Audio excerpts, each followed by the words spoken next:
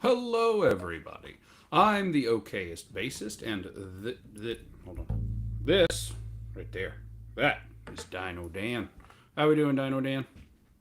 Good, and yourself? Oh, it's a beautiful day in the neighborhood. That's a beautiful headless instrument you got there behind you. It came. It came. What do you think so far of that extra string and the headlessness and the multi scales and all of the differences?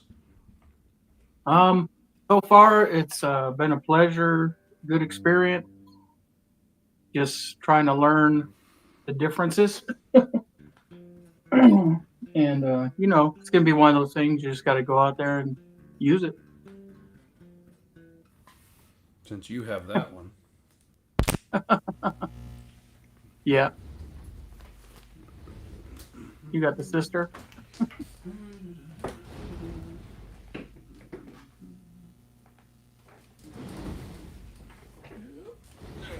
There you go. Yeah, I did. I did finally find a B stock when I searched it, kind of like how you said. Mm-hmm. But I feel like the price I got for this was just maybe $100 off the B stock price. Yeah, the B stock when I got mine, I think the total was like 1972 tax and all, so it wasn't Right. bad. Yeah. So the guy at Sweetwater, he gave me a good deal because I had a color box on order, what they call a color box from JHS, and so I was waiting for that forever, and it just happened when it came in. The guy contacted me and said, "Hey, the color box came in. You want me to send it?" And I was like, "Yeah, Yeah, I add ordered this it. to it too." I said, "Yeah, add this to it too." The only So, thing, it'll be a bit of a spoiler from the oh, video that comes out, but the biggest thing I dislike is the strap button. I don't yes, I don't like that. It just stabs you in yes. the chest. Well, Which, I mean, I could easily drill it out and put one on the end of the horn, but I don't like it because number one, when you put your strap on, you actually need to thread it in the front of the strap, yep, not the back got like you're used to. got to put it on backwards. So, a few times today, just showing people at church, a couple of the other musicians, we almost dropped it because we were doing it the other way. Until one of the guys that's an engineer was like, "Hey, I think that you need to put the strap on forward." So, Well, and the thought process behind putting it on the back of a horn is that your strap will sit flat because when you have it on there backwards, it sits flat against the back of the horn, so it's flat against your shoulder as opposed to bending at the 90 degree if it's on the end. right. But I, whoop de doo. yeah. But everything else feels really good. Um, I the pickups are phenomenal. The whole pickup preamp situation. I really feel like that's where the real money is. Which setting you Um, like best out of the toggle? um, Down, mid, or up? I think mid. Yeah, that's the passive voice. Oh, is that what it is? The passive So voice. the Fishman Fluence. Now, granted, I'm not an expert, and if there's people, it says 3 people are watching. I know one's my wife. So if anybody who knows stuff wants to say anything, my understanding of the Fishman Fluence, I know they don't use. My understanding is they don't use like a standard pole piece magnet wire. It's like electronics inside. So it's like Okay. a it's not like an active pickup, it's like an electronic pickup. So that's why they have to have power. They cannot be done without a battery. So Okay. It's different. I really love this sound. The one that they're building me at Lignum right now. I had talked to him about doing Fishman Fluents, but the Fishman Fluents are not cheap. It's like I want to say he said like because of course he's in Croatia, so I think he said it's like €240 to get to get two pickups, and I wanted to do three. I wanted to do a Wow. triple. I wanted to do a triple Fluence, and he was like, I'd have to see if I can make if they make a three-way setup, which I'm sure they do, but I've never seen one. But he's like, Okay. I'd have to see if they make it. He's like, and you're talking $400 just in pickups, where the budget that was originally there was already built in. He's like, you're talking an extra $300 just Okay. to have triple pickups. And I was like, you know what? The Delano that's in Ines is perfectly fine. I do not need. I'll switch that. See how that works. That works well enough. There we go. So I was like, I'm good. I do not need you to. I don't want to pay an extra $400 just to have a triple pickup system. I love how these sound, but the Delano extender sounds great too. I do love how at least this sounds. I've never played it. I don't think I've played anything else with the Fluence, so I can't say like it's the Fluence themselves or if it's how Strandberg's preamp works or any of that. So that's kind of unfortunate. Like I wish that I had something else that had the Fluence in it to know for sure. Like if I knew they Yeah. all sounded this good, oh yeah, I'd have done the extra on the triple setup for the next bass, but I couldn't I'm justify it when there's a chance that it's like only Strandberg's preamp that's making it good. I wasn't gonna risk that much right. money going into a 10% better sound in my mind for that much more money, and then it could be the same or even worse. So, meh. And you play yours all on passive, right? All of my basses, yeah, I play them in Yeah. passive. And on the Strandberg, I always have it in the middle, and then I have the knob on the middle, and then I have everything at center. Center. So, I mean, you can get some sounds out of it. Yeah, definitely. I wasn't brave enough to use it this morning. Oh, Um, I took this one day that I didn't play, and just so our bassist could try it, and he was like, oh, man, because he's used to playing a 5 string Fender Jazz, so he's used to okay. like 11, 12 pounds on his shoulder as opposed Yeah, to this. we are having I a don't think I'd do that with a Jazz. no, no, no. So, Yeah, and we're he was like, gonna.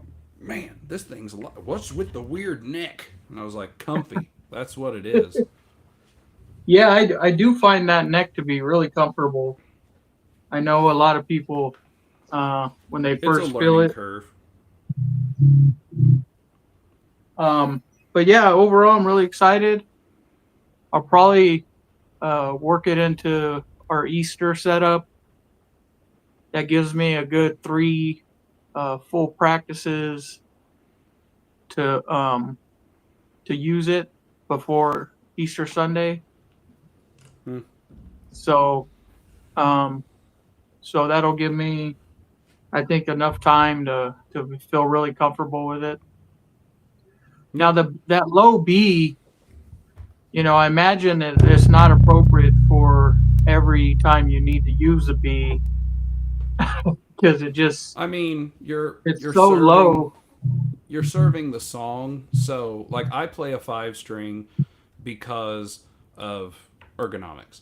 If I have to hit, if I'm playing a song that's bouncing between, if it's a whatever a GDC song, but at some point there's an E flat that pops up, rather than going all the way up the neck to get to the E flat, I can just go straight over and hit it on the B. So if it instead of, Okay. I mean, either way, I prefer fives just because I like to stay in those, that sweet spot, the first 5 frets. And if I don't Okay. have to slide all the way up the neck and I can just hit one of those notes, E flat's the number Okay. one for me at least, that you're just on the 4th fret on the 1st string on that B. That's going to give you your E flat instead of having to come up there. But the other thing I love about Fishman Fluents is they're noiseless. Like, if I just stop the strings from rattling. Yeah, they're really quiet. Yeah. But then they can be really not quiet. They're not Right. just like a low output pickup.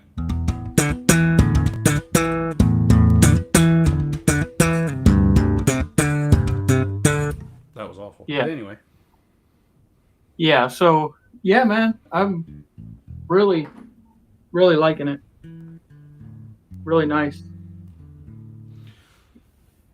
There's a lot that I don't remember when the Strandberg review. I think the unbox. I don't remember when any of my stuff comes out. I have it all queued through like September now, so I haven't recorded So a video.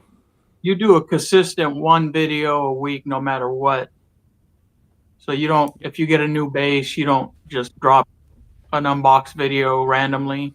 No, No. no. Okay. That's why like this one right here, this one right here, this one, Mm-hmm. this one. there's there's a bunch in the back that this one and this one. Yeah, no.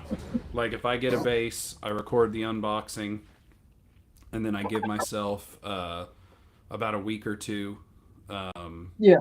trying it out, playing it, because I don't want to grab a bass and do an unboxing, cut that video, and then immediately start playing around with it for a day, and then be like, okay, let me tell you what the good and the bad is, because it's still going to be shiny and new to you at that point.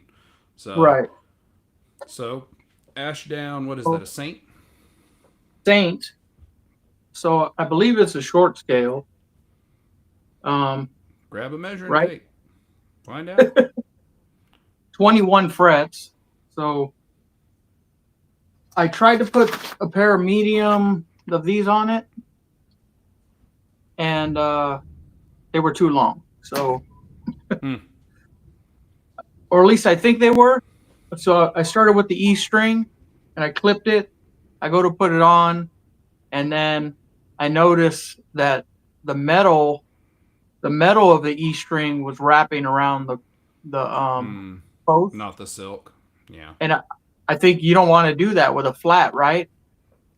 I mean, Will you break say it? that they say that for they say it for tapes and for flats that the outer ribbon can break. I mean, I've done Right. it. I've done it and I've not had problems, but I always use tapes, and if it starts to get close, I put some really thin CA glue to hold the right at the nut so that it'll hold the nylon wrap, and then the metal's okay. not usually a big deal. I've never done it with flats, I don't think. But Yeah, I didn't want to risk breaking it. Just So get you a measuring tape, go from the nut down to the saddle piece, measure that out, and see how long it is. okay. If you said those were medium, you mean medium gauge or medium scale? I don't. It just says 45 to 105 medium on it. So that 45 to 105 is probably meaning medium gauge, like the thickness of the strings, not It the says length. 38 wind. Oh, you'd have to talk to Chris Volpini on that. That's probably like the number of spins that it has per inch or something. Okay. Yeah. I mean, there are quite a few that have 38-inch taper from silk to silk.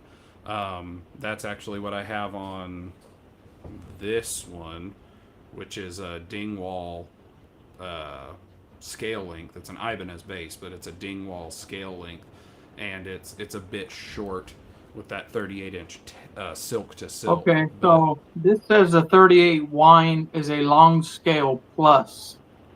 Okay, so that is probably 38-inch from silk to silk, which means it's made for like a 35-inch scale or 35 and a half. Okay. So it might be a standard scale. If you have, Right. do you have another base handy beyond the multi-scale? No, not with me. Well, I mean, you could use the multi-scale. It's like a ruler at that point. If you hold it up next to it, line the nut up at the top, or line up the bridge pieces and see which one it seems closest to. Because the Yeah. top's gonna on that Strandberg, the top should be a 35, 35 and a half, and I think the G is like a 32 or a 33. Right. But Yeah, I'm sure it's a short scale. But I'll double check. Nope, I don't have the strings with me. hmm, Uh, it's you a know what would I go have well on that?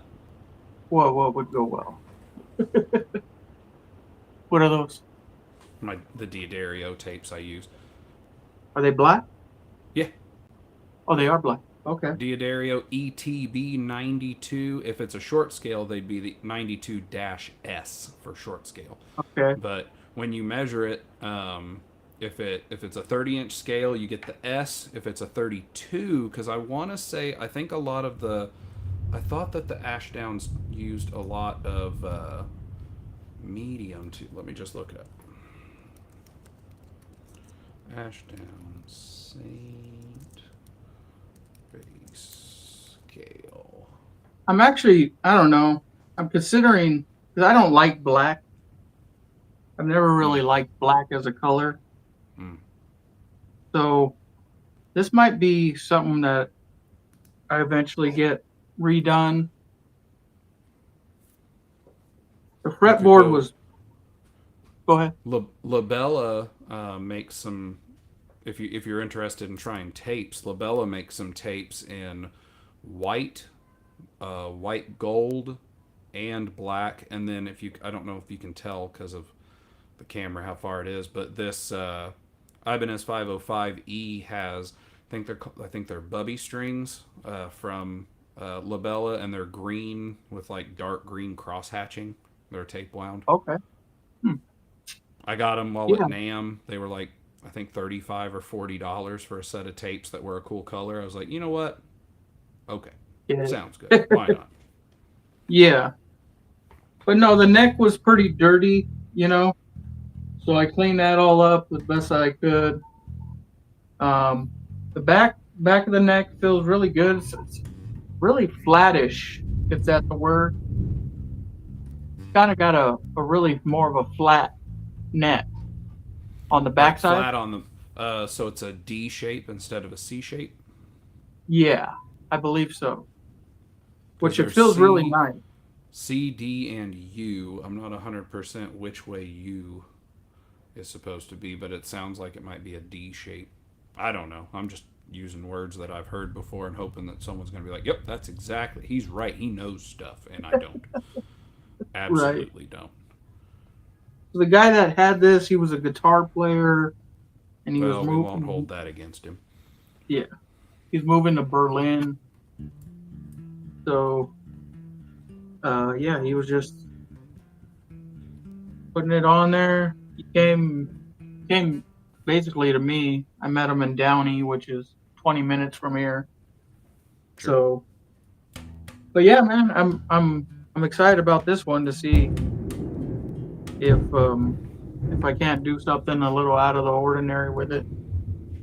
I don't know if that just came across, but there's some freaking loud thunder in my area around here.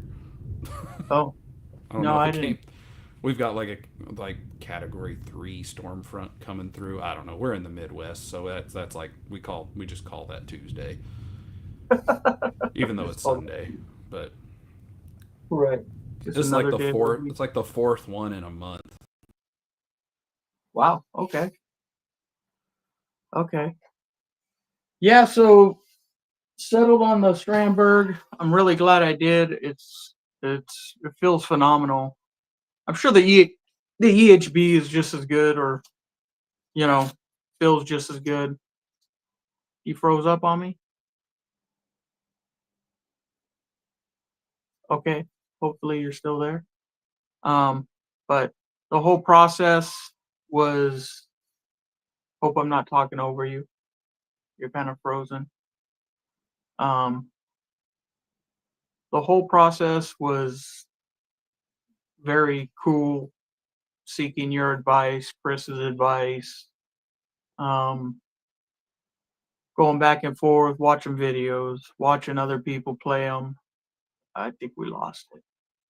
Hopefully, I'm not kicked off. If I am, okay. Um, so basically, when I go to purchase a bass, I basically start to do research via articles, via the internet. Hey, Oh, now he's on I'm this back side. now. I don't know how So that happened. when you lose connection, I think we just lost internet at my house, so I okay, popped it over to my phone's hotspot. there you go. Does that also kick me off your YouTube? I don't know. You don't know? I think I got it fixed. I don't know. I don't know. Okay. I don't know what that does to YouTube. I would guess Because that it the shows on my recording. end like we're just like we're still doing a live. Hmm. Mm. So I'm just telling people how. Huh? Everything on YouTube is fine. Oh, my wife says everything on YouTube is fine. Okay, cool, cool. Thank I you. think This one. she's the only one watching right now, so that works. Now, Uh, yeah. took the chat away, man.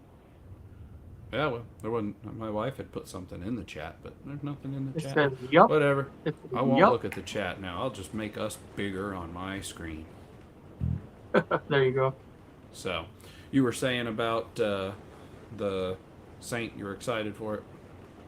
Yeah, I'm excited for it because I don't know. I've always since I've seen him, since I've seen Johnny do some videos and stuff, I really thought the body shape is really nice. See, Um, I wanted the lowrider, the one that's like a Thunderbird, and okay. they stopped making it. I don't know why. Like, it's the one that they stopped making. I think he said they still make the others. So it's like, Oh, well, okay. so you got to find one on the used market. Well, good luck, because the roasted series were very. I don't think they. I think that lowrider had only one run, and I mean, most of them, of course, were sold over in Wow. Europe, not here. So I saw one once on Reverb, and I think new they went for $300-400, and it was like 6 or 7 because it was like probably the only one around. So I was like, nah, I'm good. I asked the people at Ashdown while I was at NAM. I was like, can I get a lowrider? And they were like, no, no. Yeah, I'm wondering. It seems like some of their guitars are $300-400, and then some of them are $1,000. Well, the roasted series, what Johnny uses, his Saint, they all have the roasted necks, and they only came in one finish for each model. So Okay. I think Johnny has the PJ, and it's like a green. The lowrider only came in a gray.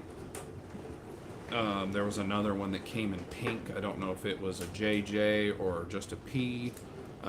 But I think there were like 4 models. I could be way off, but I think there were only 4 models, and each model only came in one color, and they were all, I think, Indonesian made or Chinese made, one or the other. Whereas Oh, the other Ashdowns are their UK made, which is like a US made instrument for us. okay. So this So, one's UK made.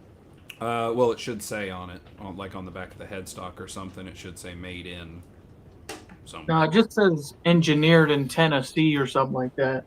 Hmm. I think Johnny had said, um,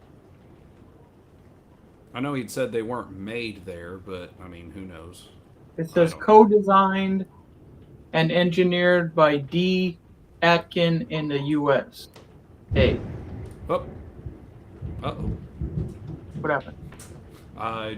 We lost power for a little bit. Oh, wow. But because I use an iPad and I'm on a hotspot, You're still good. every everything's gone crazy now. Oh, there's hail. I hear it belting my windows.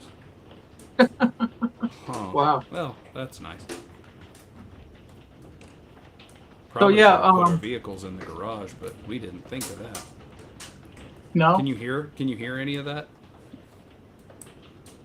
If it very slightly in the background. Yeah, there's like the tink tink. Yeah, this will be fun. Anyway, till my wife tells me I'm done, I guess I'll still go. They use like hip shop tuners. Ah, what kind? Are they the ultralights or just closed gear? Uh, I don't know. Is there a way to tell? Are they open or closed? Those look like the ultralights. Okay. And then Wilkinson Bridge. Yeah, I saw the brass saddles, so I figured it was a Wilkinson. Oh, is that a dead giveaway? I don't know. I can't think of anyone else that uses the Fender style bridge with brass saddles. I can't think of anyone Okay. anyway. Harley Benton, the one that I used to have, the roasted one, they came with Wilkinson Brass saddle. bridges. They had a brass. Oh, that was okay. Yeah, they actually had the Wilkinson, and their Wilkinsons aren't expensive. Like you can get some cheap tuners through Wilkinsons. I think they sell them on eBay and they're or on Amazon, and they're not bad. I mean, you get a good tuner for a few bucks. Now they're not made of the what is it? I think that Hipshot ultralights are made of like duralumin or something like that. It's an aluminum composite, and that's why they're so lightweight while still retaining their strength. Okay. I want to say it's duralumin. Anyway, it's the ultralights are typically like for an entire set a couple ounces lighter than your standard closed gear tuner, like what you get on most instruments, which doesn't make a huge difference. I mean, you're talking about leverage. You've got something at the end of a headstock all the way leveraging from wherever your strap is. So a couple ounces will make a decent difference. It just depends how long. Now, if you've got a gigantic bodied instrument with a short scale neck, not going to matter near as much. Like the that horrible zebra wood Explorer that I built. It was a short scale neck on an Explorer body. That thing did not have neck dive because there was twice as much body as there was neck. Body dive. It well, since I'd made it reversed, most of the weight pointed down, whereas most Explorers point out. So it had slightly better ergonomics than, because also since it was reversed, it had a horn, so the strap button was out farther into the neck. So if it had dive, it was the body for sure. But Right. I took it to the local shop that I work with, and they sold it. I think the guy said they sold it for like $200. I was like, Okay. okay, fine. Man, I wish I had a local shop. It's getting harder and harder to sell things through to Guitar Center. They're just being more picky about stuff because of their new model, I guess. How recent is that? I went and sold a bunch of basses a handful of months ago. This is as recent as a couple weeks ago. Oh, okay. About to say it was a few months ago. I went and I think I took 7 basses with me, and I went inside and it was a new guy, and he was like, well, he wasn't new, but I guess he'd worked there for a while and then went on a medical leave, and then came back, and he was like, like they were teaching him how to do appraisals on a bass, and he was the guy who was training him showed him on 2, and then he was like, you got it from here, buddy, and then he left. So the guy was looking at me. He was like, what is this? So I'd tell him the model. He'd double check it on like the headstock, and then he'd put it in. And he was really he thought he was doing something wrong, because every single bass he was like, there's nothing wrong with this, because all my stuff hangs on the wall. I don't gig, like I go to church with it, but like I don't gig. I don't take them out anywhere. So I mean, he would be like, there's not a mark on here. I know. I take care of my stuff, and I, unfortunately for my checking account, buy most of my stuff new. So I don't get a lot of things that are secondhand. And if I do, then okay. But I think of everything that I took in, I think there was one instrument that he didn't mark as excellent. He marked it as good, and it was an Ibanez that I had bought that was open box in like level 1 condition, which meant not perfect but not bad.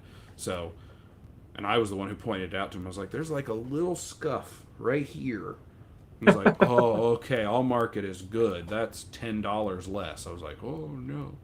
But yeah, I don't know about their new I model. called them. I called them first before I dragged a bunch of equipment down there. Oh yeah. A lot of the stuff I'm getting rid of is amp and cabs, Mm, and I yeah, they have were like, two. and these aren't like cheap amp and cabs. They're not really low stuff. They're kind of mid tier stuff. Like Great what? Because I condition. don't know. Um, Ampeg Portaflex series, the 500-watt amp, and then they have the cabs that go with them that are made that you can attach the amp to the head. Hmm, Sorry, you can attach the amp or the head to the top of the cabinet, hmm. and then you could flip it when you want to transport it. You could flip it and notch it down so everything fits inside the cab, and you could transport it that way. It's called the That flip sounds top that sounds cool. Portaflex. Yeah. So Yeah, they're I have a decent Spark amount. 2 from Positive Grid and this 50 watt. That's what Okay. I have two 50-watt combos. That's all I have. So yeah. So you guys just go direct at church, So there is, what is it? I think it's the pedal style tone hammer, but right? no That's one no one touches it. It's just used as a direct box. right. The bassist So has it set the way he wants, which I'm pretty sure is the bass is all the way up and everything else is at noon. okay, That's it. all right. Which I don't touch it.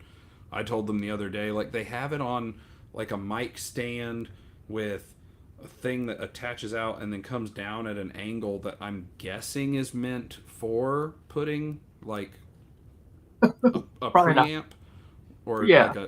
an EQ direct box, but like the tone hammer is like that big, so it fits just barely on it, and it's at least once a month someone hits the stand and it just falls off because Oh it's no.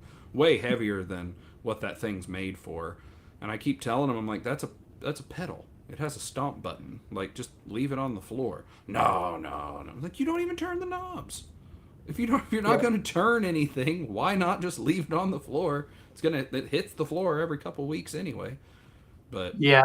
yeah, that's all we have because we have like a big PA system, all of that stuff. So Right. yeah, Yeah. I kind of well, I run the sound ministry, so I don't have anybody telling me really, hey, you can't use an amp. So I went after the amp stuff, and I finally found something I really like. hmm, So now, I'm getting rid of the other stuff because the Ampeg just it has more of a gritty sound.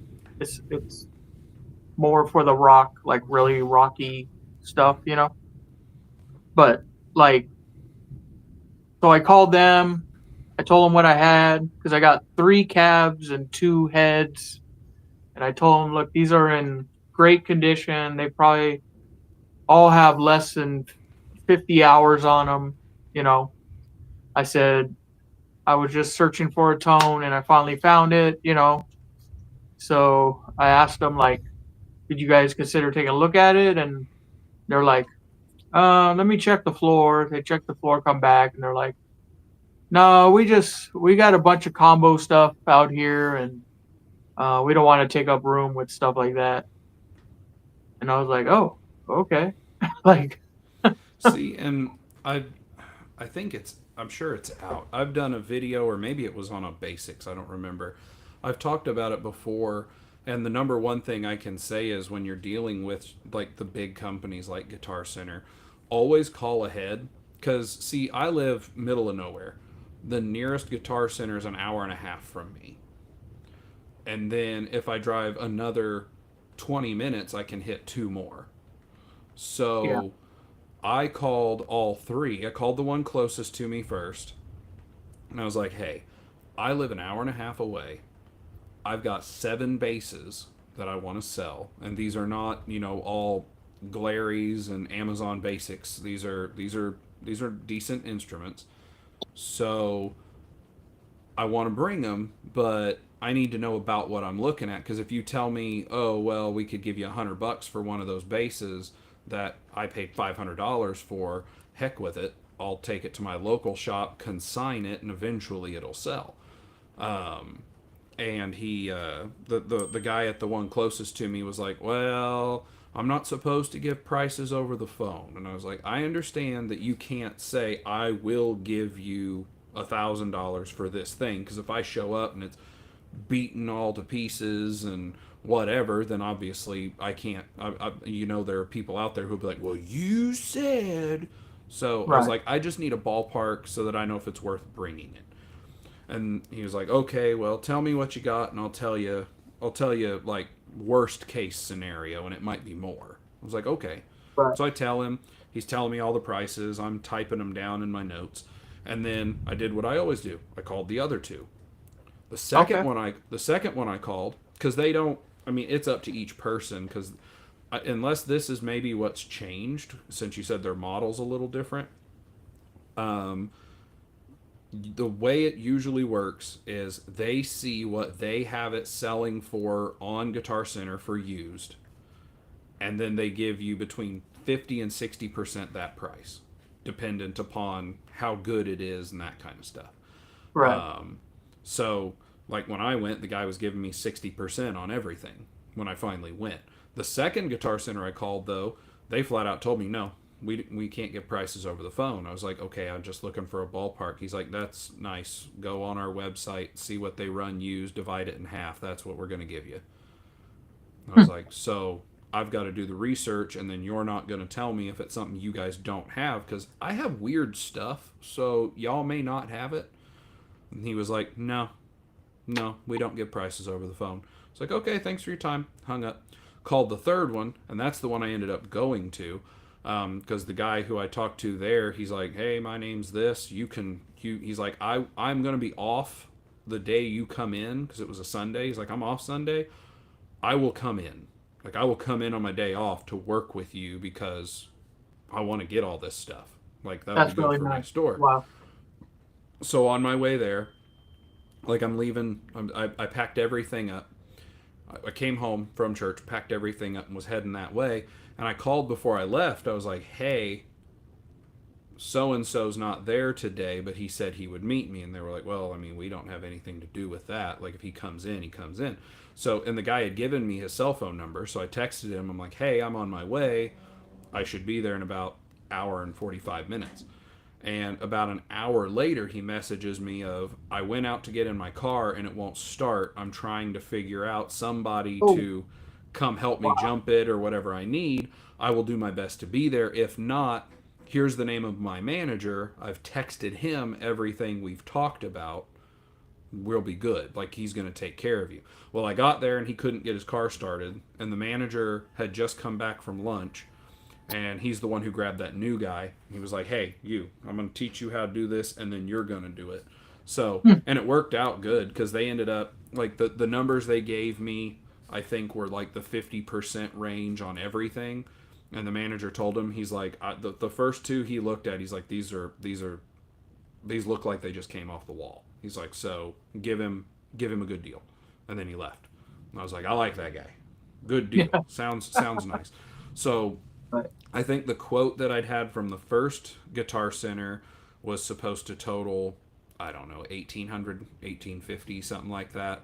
And the one that I called third that I went to, their number was like $100, $200 more. And when I Oh, left, I actually had like just over 2200, because they were knocking it up to the 60% on everything. So I ended up getting a few hundred extra dollars, which of course made me happy. But there you go. I say it all the time. If you have a local mom and pop shop, like the one that I work with, he almost never has new instruments. I think he's affiliated with Guild, and he might have one bass, and he might have two or four guitars, and then that's it. Everything else he deals with is used, because he's in a college town. So it's, Okay. I'm a musician. I don't have money. I'm going to sell you my stuff because you'll give me more than a pawn shop, because you know what it is. And then if they'll come back in later and buy their thing back, or Right. trade out or whatever. So he mostly deals in used instruments. So I'll get a hold of him and I'll say, hey, I looked on Reverb. Here's how much the cheapest one's going for. Mine seems to be similar shape. So you sell it in your store for that price, because he'll list stuff on Reverb too. And he'll usually list right around the cheapest price just so his sells first. But he does an 80-20 split with me. So if I take something there that sells for $500, I get $400. He makes $100, and then everybody wins. Like I'm about to take this thing over there because I thought that it had a passive switch and it doesn't. So Right. get rid of that thing. But Yeah, so take that similar thing to because I hate it now.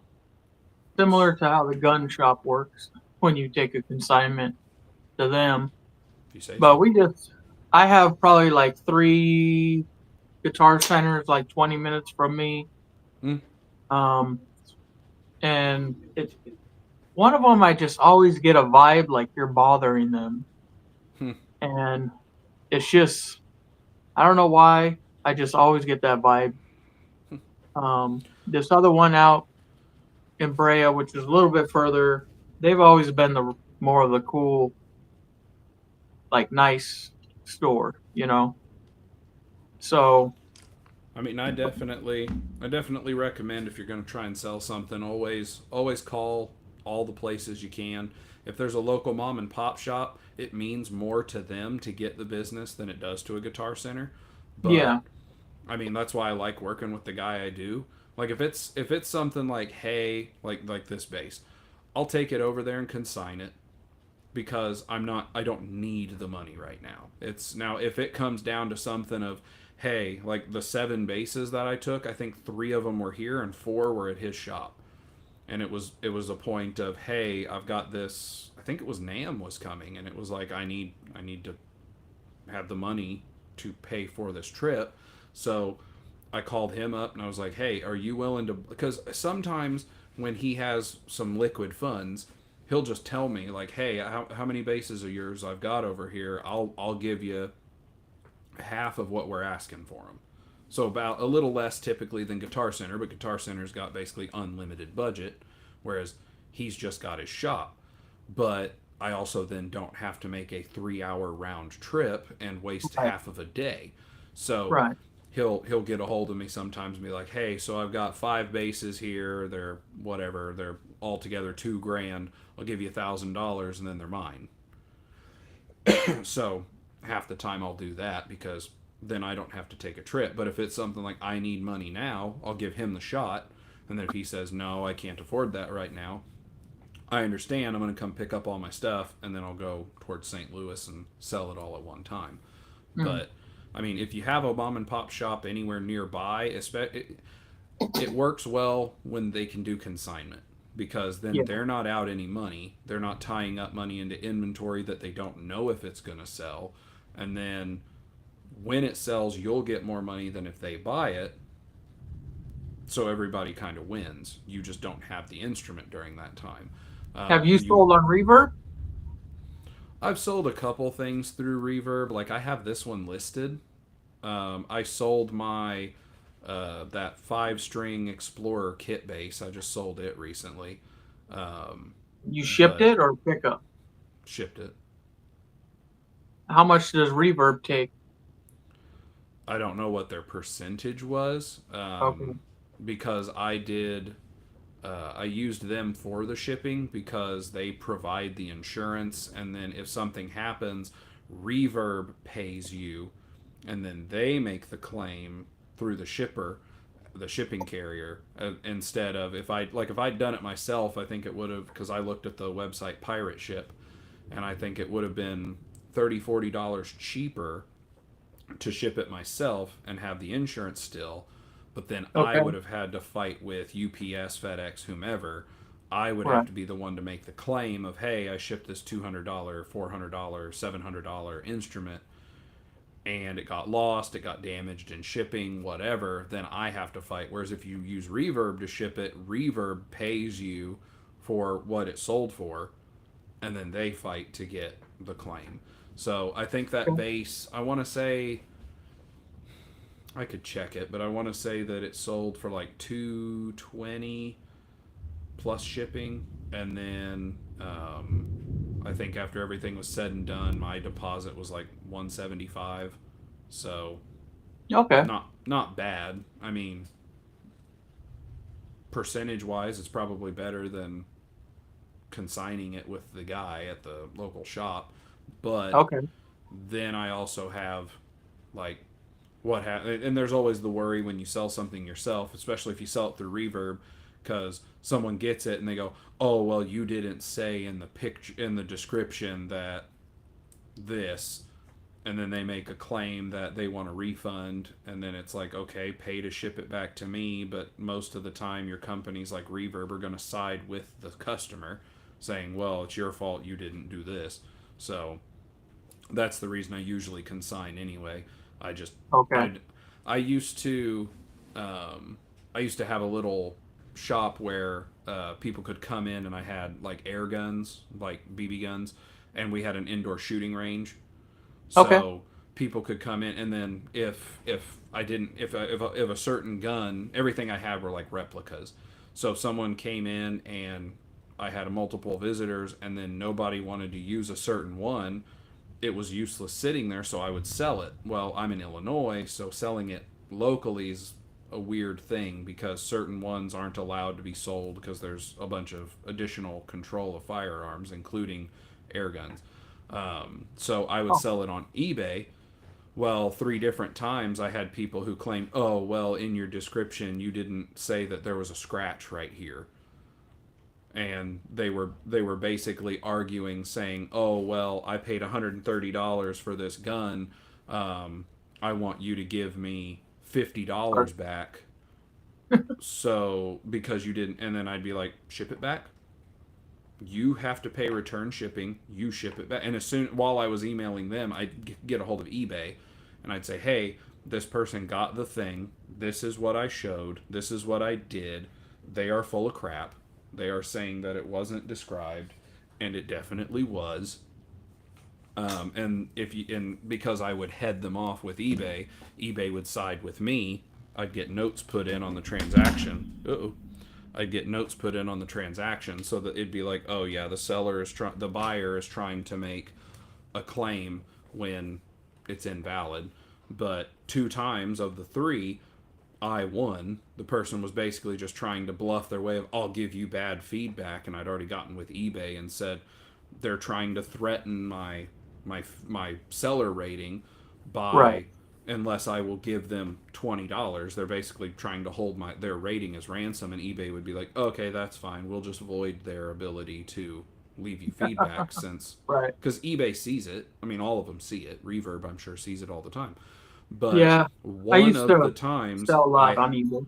yeah, one of the times though, I did have someone who made the claim, and eBay was like, well, take it back. I was like, I will take it back, but the policy is they're responsible for return shipping, and they're claiming they're not willing to pay $10 to get a flat rate bubble envelope to send this thing back to me. They want me to give, because that one was like $180 air gun, and they wanted like $50 back. So basically, I want 25% off, more than 25% off, and it was like, no, I'm not going to do it. I sold you the thing with like $80 worth of accessories for the cost of what the gun would have been if you'd bought it by itself, and the thing's been thoroughly tested. It's been gone over meticulously. There were like 16 pictures. I took like top, bottom, side, front, back, angle, angle, Wow. angle, angle. So like double cube basically. And Wow. then it was like everything's there. You saw everything. Just because you didn't look at a picture close enough, that's not my fault. Oh, well, it doesn't work. You're full of crap. Because I recorded videos of everything working before I shipped it. So, Right. and they made the claim it was broken, that I had lied, that it didn't work, blah blah blah, and eBay ended up siding with them of, you have to pay return shipping for them to send you back the gun, and then you have to refund them. So I was like, oh, okay. So, and then the person sent a message through eBay like, if you just give me the $50, I'll just keep the gun. And it's like, yeah, why are you going to keep a broken gun? You're stupid. You're going to pay Wow. $130 for something that's broken? It's an air gun. You can't just go fix them. It's not like a Right. regular firearm that you can break it down and replace the pieces. So but it was like one time out of probably 30 or 50 things that I sold. But that one time it ended up cost, because you don't get your money back on the shipping back. So it ended Right. up costing me like $30-$40, and then I had to sell the thing again. So Wow. I don't know. I don't like selling the stuff myself if I can help it. I prefer just taking it to the shop. I'd rather lose a little bit of money having him sell it than me having to deal with it. But like I said, I listed this one. If anybody's watching, it says 2 people, so one's my wife. I don't think she'll buy it. But whoever else is watching, if you want to buy this, it's on Reverb. Hooray. Or message me on YouTube. I'll make you a deal straight away from Reverb. I mean, you couldn't just have them put a passive, active push pull on the volume Oh, knob or something. maybe. I don't know. It's EMG pickups. Because that's the Frank Bello signature. So I don't know if those are active pickups or if they're passive pickups. If they're passive pickups, then yeah, it should just have a bypass switch that I could have installed. But I don't care. Right. It was a stupid deal, which this will all be on the video, but I don't think that video comes out until like October. Yeah. So it was a stupid deal of the day with Musician's Friend or Guitar Center, one or the other. I think it was Yeah. Musician's Friend, because they're normally like $900. I got it for $6. And then when it came in, I'd gotten an email and it said, "Hey, this isn't a new one. It was sold as new. It's like, this isn't a new one. It's a new one from Guitar Center. Like, we're gonna pack Yeah. it from Guitar Center and send it to you." And I was like, I mean, if it's new, like if it was opened yesterday and hung up and then taken down, that's fine. Like, I'm not worried if, like, it has a mirror finish pick guard. So I was like, if it gets smudged up, I don't care. But if it's like what's typically in a Guitar Center after it's been there for a week or more, I was like, I guess. So I got it and I got a hold of Carol and I was like, hey, we got some problems. There's like scuffs across the mirror finish, so it looks like somebody was maybe wearing rings and slapping at it. I don't know, but it had like a line across the back, so some sort of belt buckle rash, and then it had the scuffs on the front. I was like, I can send it back, but she had told me they only had like 3 left in stock, and they were all at Guitar Centers, and they have no way to see, like, is it out on a floor or not. They just know it's there in stock, but if it's in stock, they probably have it on the floor. It won't sell out of the back. She's like, we could return it and get you a different one. Maybe it's in better shape, maybe it's in worse shape, we don't know. Right. Right. So I was like, she said, let me send a couple of emails and I'll get back to you. And then she ended up just doing a partial refund. She's like, since it's not in good shape, where her manager, I guess, had said, we'll sell it as if it was like open box, because that's what it was an open box. So they ended up doing, like, I think it was $60 or something like that off. So I ended up paying $600 total. So I think on Reverb I have it listed at $650, so that the first person who messages me and goes, I'll give you $600. Cool. Right. I'll lose a Yeah. little bit. I'll lose a little bit on it, but Hello. Yeah. so kaboom. Thanks, boss. No problem. Thank you. Yeah. So, I used to do a lot of eBay selling, so I kind of been wanting to maybe do a Reverb account. I could do the amp stuff, like local pickup. I'm not shipping that, but Yeah. if I That's ever what get I was one, about to say, was like, if you got something I can try, shoot it over. And I was like, oh God, shipping Yeah. on it would be $80 just to send it somewhere. Which, I don't know. We've got a few folks who I was sent a bass. I think I that was video- impressed. That I was bass? impressed with. I believe I bought it through Music Friends. The used section. I was looking for a 410 cabinet of this same model, the Portaflex. Mhm. So there was a pretty nice one on Music Friends, which I understand is just Guitar Center when it comes to the used stuff, anyways. Hmm. So it was, it was like $400 or something like that, or 350, 410 cab, really good shape. So I was like, all right, I'm gonna bite the bullet, free shipping. So I'm like, I'm gonna bite the bullet and order this thing and pray it gets here in one piece. And I was really impressed, man. They put that thing in a box with all kinds of padding and they shipped it to me, free shipping and everything, and it Yeah. got here. And I was like, wow, that was impressive because the only other thing I bought from them like that was a Squire contemporary bass, I think they call it. And when I purchased it, it was supposed to be new. And when I got it, this thing was banged all up. It was banged up bad.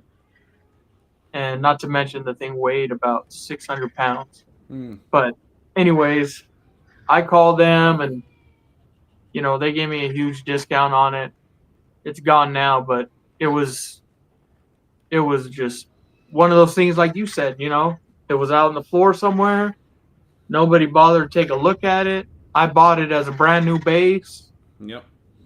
And I've had that on a few instruments that I've bought. My EHB that I did the neck swap when I got it in, um, it was sold as open box, excellent, like new condition, like it had been opened, someone had returned it, and it had no damage. I got it, and it only had a couple of little blemishes, but I got a hold of Carol. I was like, because it was the first time I'd ordered an open box. So I got a hold of Carol, extension 2450. I got a hold of Carol and I was like, hey, so I don't know. Because my thought was, like, if someone marked it as perfect condition, whoever did that inspection needs to be more thorough. That was my thought. I Yeah. wasn't like a, hey, this is bull crap. You guys sent me something beat up. I was just like, hey, whoever, like, I'm keeping it. I'm not sending it back because those are like $1,900 new, and I got it for like $1,400. So I was like, Oh hey, wow. I just want to let you guys know that whoever checked this out might need to be shown how to check stuff out again. There you go. That looks like a nice thin cable. It's just to go from the cab to the head. Yeah, the shop I use sells a bunch of their stuff.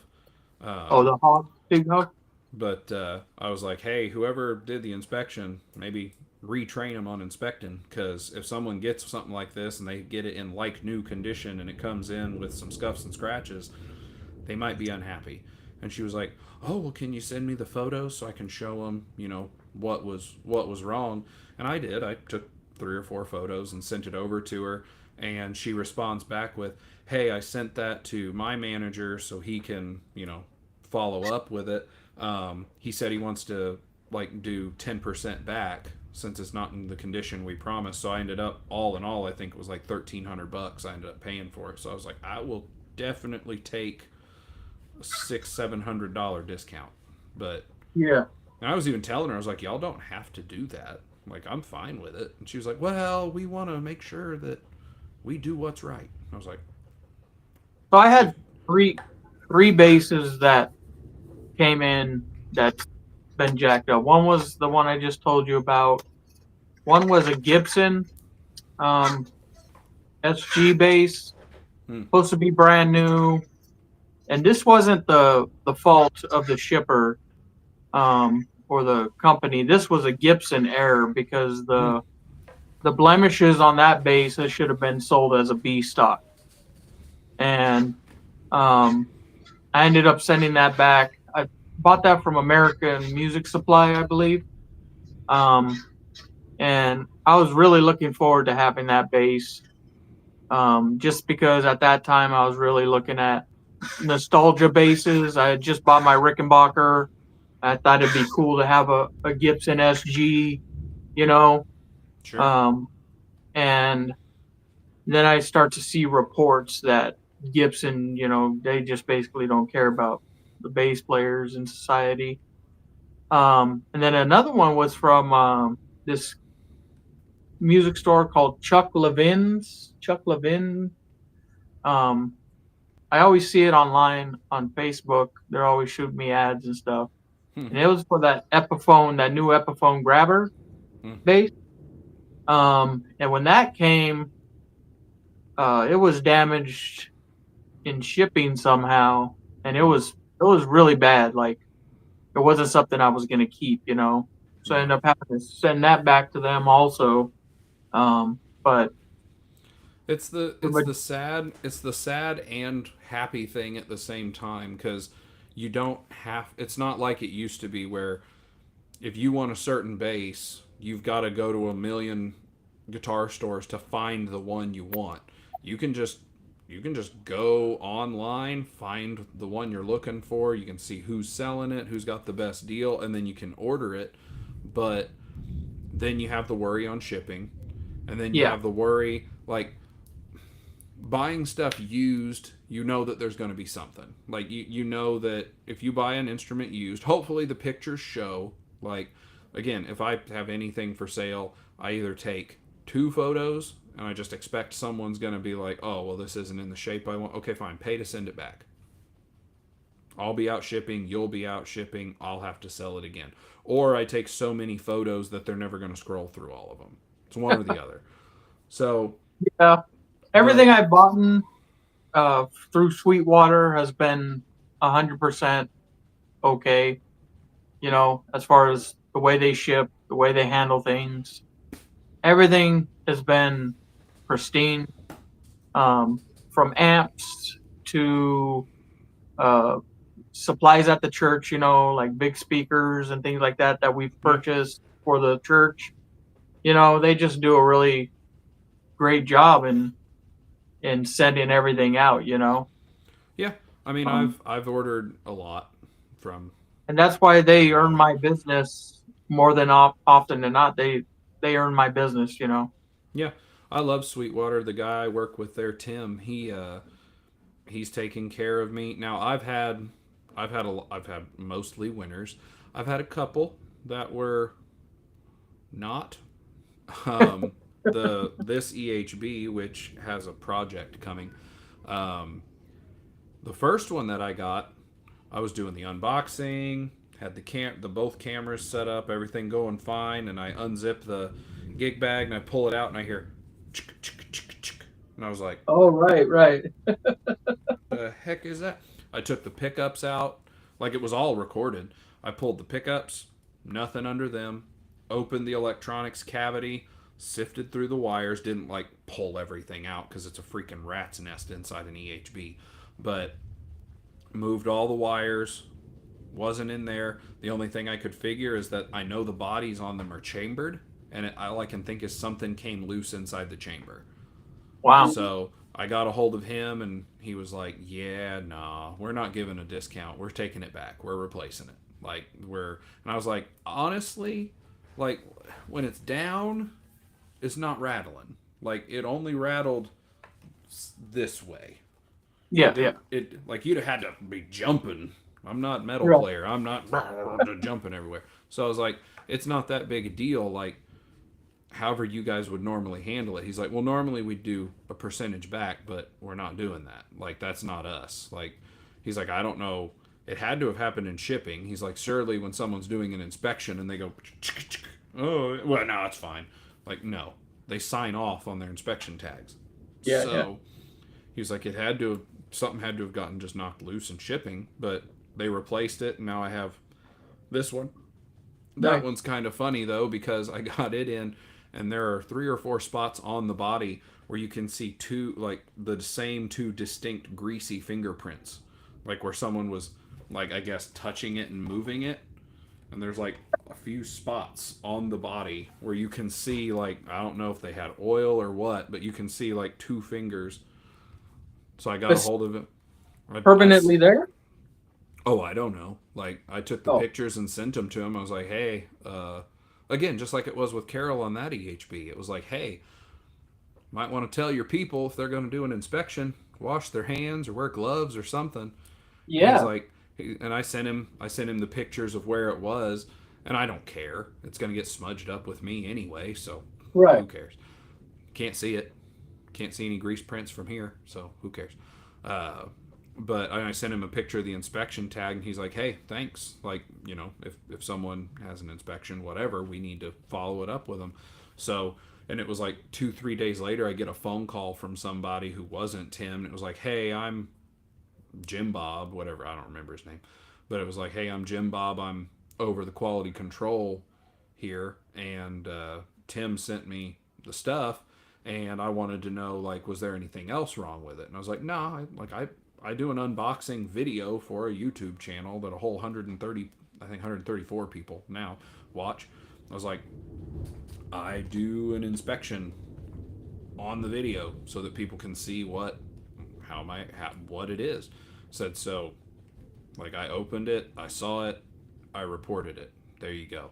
And he's like, "Well, okay." He's like, "If that's it," he's like, "I'd really like to send you 10% of what you paid back." And I was like, "You don't do that. Like, the base is fine.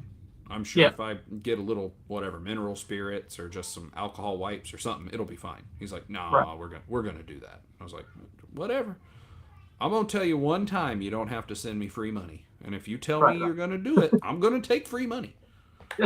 That to Yeah. everybody, everybody out there watching, anyone who watches this, if you've got money you don't want, you can send it to me. I appreciate it. Thank you. I'll buy more Just offer bases. it twice. Just offer it twice. Nope, nope. No. Right now is the free offer. I'm not even going to turn it down the first time. My dad I used to do be the have same a. way when he was alive. "You need any money?" "No, I'm good." "Are you sure?" "Sure." You're going to keep asking, so. I do have an amp head that I purchased from them that I'm having some issues with. Hmm. That I, I've had through Sweetwater. I've had two pieces of equipment that I've had issues with down the road. Not initially. One was the Dan Electric bass. The binding on that, about after 8 to 9 months, the binding, I don't know if it shrank or what, but in the dips and the curves, the binding was like lifting, but it was really tight. So it felt like, I don't know if the binding shrunk or whatever, but it was just really weird. In all the curves of that Dan Electric DC 59. So I called them up. Again, they said, "Hey, uh, let me get you over to our claims department." Talk to somebody there. He said, "Hey, you can have somebody work on it and get back to us with what they want to fix it, or you can send it to us."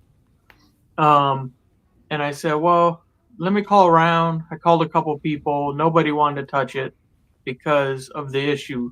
It wasn't an electrical issue. Yeah. Um, that they actually end up calling me back before I called them, and they said, "Hey, you know what? We're just gonna send you out a new one, and then you can send us that one back."